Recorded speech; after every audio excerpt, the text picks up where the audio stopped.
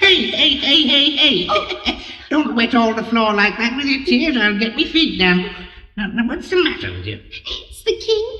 He was so pleased with all the gold you spun yesterday that now he wants more. Well, that's no problem. I may be small and funny looking, you know. I may not be able to do many things, but if there's one thing I can do, it's spin straw into gold. Oh, yes, but I can't do it for nothing, you know. You must give me something for wages. Well, anything I've got. What do you want? Well, I see you've got a nice ring on your finger. Yes. I've never had a ring before. Will you give me that ring if I spin all this straw into gold? Oh, of course I will. Please do it for me again. All right. You stand by my side and hand me the straw. Yes. And when it comes out as gold thread, you can stack it all up in the corner. Ready? I'm ready. Then let's spin all this straw into gold. Oh, you're so clever.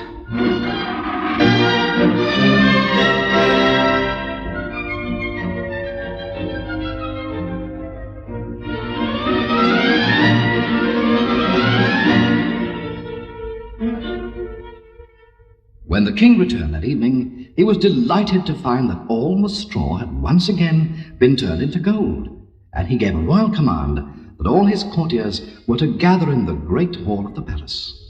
He then announced to them that Anna was not only the most beautiful girl in the entire land, but also the most talented, and that he'd chosen her to be his wife and to share the throne with him. Everybody cheered and congratulated the happy couple, and that night the king gave orders for a special dinner to be held. Once again, Anna slept in the guest room and felt so happy because her dream really was coming true. She was going to marry the king. She was going to become a queen, and she determined that once she was a queen, she would make her father into a royal miller so that he could live in the palace and never have to worry about money again. She slept well that night, and the next morning her eyes were shining as she took breakfast with the king. Oh, I feel so happy, my lord. I had dreamed of being able to marry you, and now that you have asked me, I feel sure that we are going to be the happiest people in the world. We shall be, my love. I shall give you everything your heart has ever desired. But before we marry, I wish you once more to spin a roomful of straw into gold, just this one more time. Oh. And then once you are queen, well, you'll never have to do it again.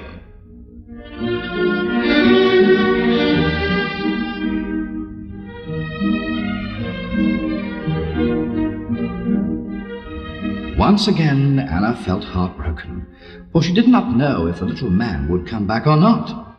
And now that the king had actually asked her to marry him, she couldn't bear the thought of all her future happiness vanishing into thin air, which assuredly it would do if the king found out she really could not spin straw into gold. She sat and sat, but no little man appeared. And then she burst into tears. Hello, you turning the waterworks on again? Hey, you'll shrink your dress if you keep on doing that. Now, what's the matter? The king want more gold? Yes, just this one last time. Oh, will you please spin some more for me? Oh, very well. But what are you going to give me this time? Oh, I have nothing left. I only had the scarf and the ring. You wouldn't want my dress. I should think not. I'd look silly in a girl's dress, especially with my long beard hanging in front of it. Oh, dear. I don't know what to do. Oh. Must have something for doing the job. I mean, it's only fair. Oh, please do it for me. Then the king and I can get married, and when I'm queen, I'll be able to give you anything you desire. Oh, yes, you will, won't you? Yes. I never thought of that. I'll tell you what. I'll spin all that straw into gold if you'll promise to give me your firstborn child. My firstborn child? Yes. Oh, no, I couldn't do that. I couldn't give my baby away. Well, then I can't spin that straw into gold, I'm afraid. Oh, but I'll give you other things. Diamonds, pearls, a castle, anything. What would I want with diamonds and pearls? I'm too small to live in a castle all by myself. The little baby's different, you see. I could train him to be my assistant. He could learn to spin straw into gold. And he could be my companion, too. That's what I want. That's what I definitely want. Your firstborn child, and my mind's made up. Oh, will nothing else satisfy you? No, nothing else. I know what I want. And that's it. And if you don't promise to give me your firstborn child, then I won't spin the straw into gold. Oh. And you won't be able to marry the king. Oh, dear, oh, dear. What am I going to do? Make your mind up, you'll have to. Very well. I promise to give you my firstborn child. Oh, but please hurry and start spinning. The king is sure to return soon.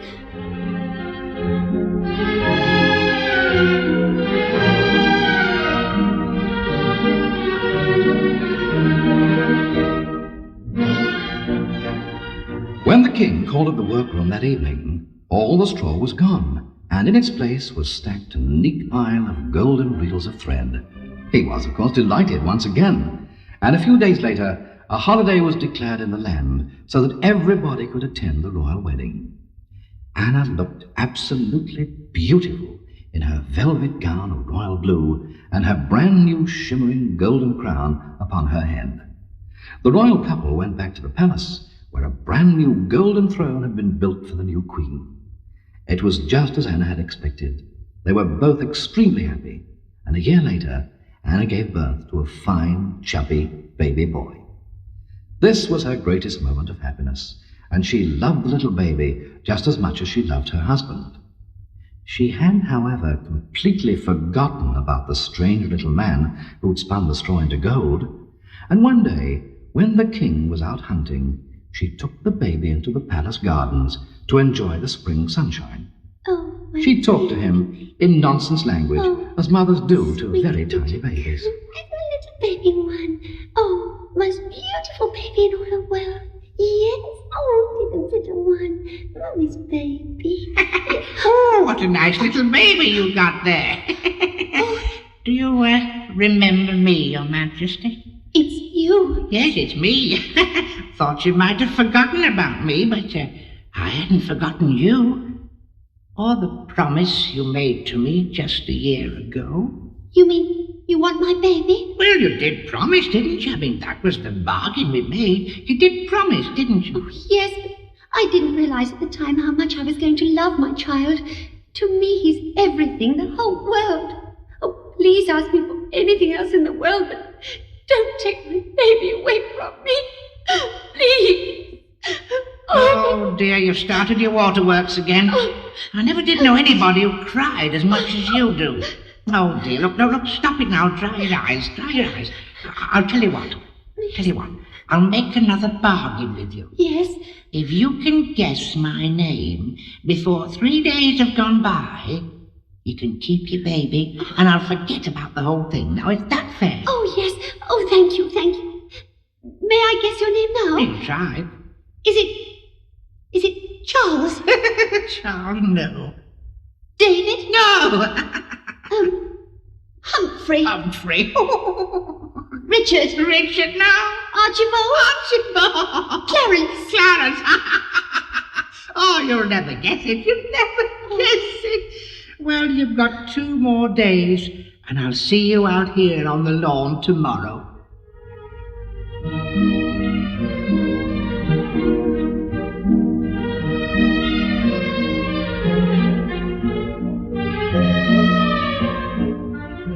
The little man vanished as though he'd never been there, and Anna went back to the palace, wondering what on earth his name could be. Oh, dear. She went straight to the palace library and found a book on names and memorized as many as she could for the meeting with the little man the next day. Is your name Jasper? Don't be silly.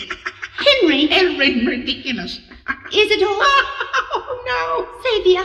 Xavier, please. Rudolph? Rudolph the red-nosed reindeer, no. Walter? Won't, no. Aubrey? Oh, no, don't be ridiculous. Bertram? I wouldn't have a name like that. Claude? Oh, please, Claude. Maximilian? Maximotian? No, certainly not.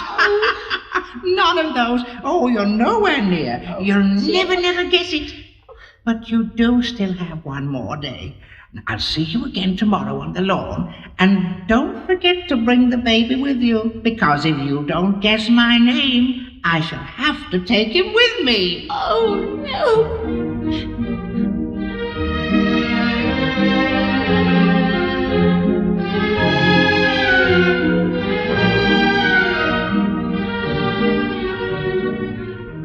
That night, Anna was frantic with worry.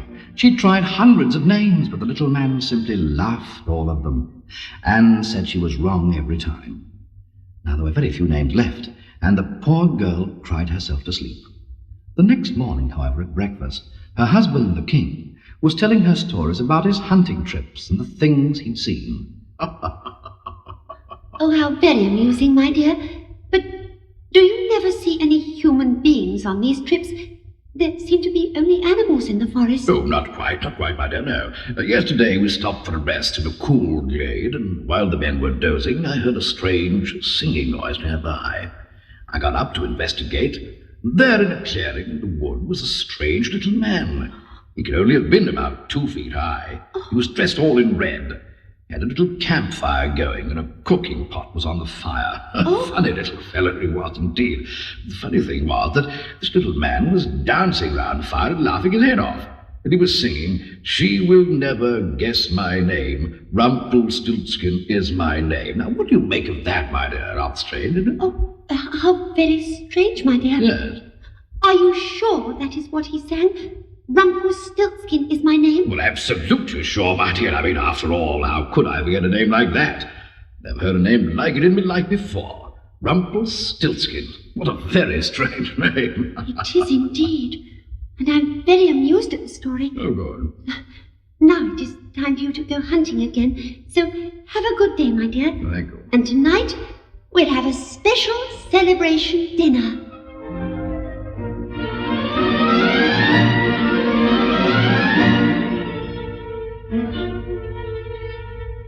When the king had gone on his hunting trip, Anna took the baby for its usual airing on the cool green lawns of the palace. She spread a silk coverlet on the grass, and no sooner had she sat down than the little man appeared once again. Well, milady, this is your last chance, you know. It's the 3rd day. So, come on. Have a last try at guessing me name.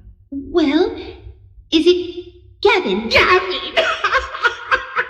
Francesco. Francesco, don't be silly. Peter. Peter, no. Erwin. Oh, Norman. Norman. Don't George. No, not George. Waldo. Waldo. Oh, you are silly. No. No, you failed, I'm afraid. Now, give me the baby. I must be off Just now. one moment. Eh? There is one more name I must try. Is your name perhaps Rumpelstiltskin? How did you know? How could you possibly know that? Yes, it is Rumpelstiltskin. But no one knows it except me. It's no fair. Oh, yes, it is fair. You made a bargain with me that if I guessed your name, I could keep my child, and you would have no further claim on me. Oh. Well, I guessed correctly, didn't I? So the child is mine forever. I'm sorry, Rumpelstiltskin. You did help me, I know, but I couldn't really let you have my child, now could I? No, I suppose you couldn't. No. Well, that's it then. Not quite. I know you're lonely living all by yourself, and so I'd like you to live with my father, the royal miller, here in the palace. Oh. You can be his assistant. I can? And you'll both be company for each other. What's more, you can come and see me and the baby any time you like on the lawn. Oh, goody. After all, I do owe you something for spinning the straw into gold and making it possible for me to be queen. Oh, what a very good idea. At any time you need straw spinning into gold, just call me Rumpelstiltskin. I'm always ready.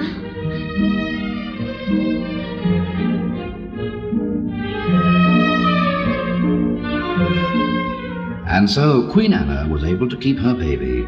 Rumpelstiltskin moved in with her father, the miller, and they became firm friends, while the Queen and her husband, the King, lived a long life of happiness together.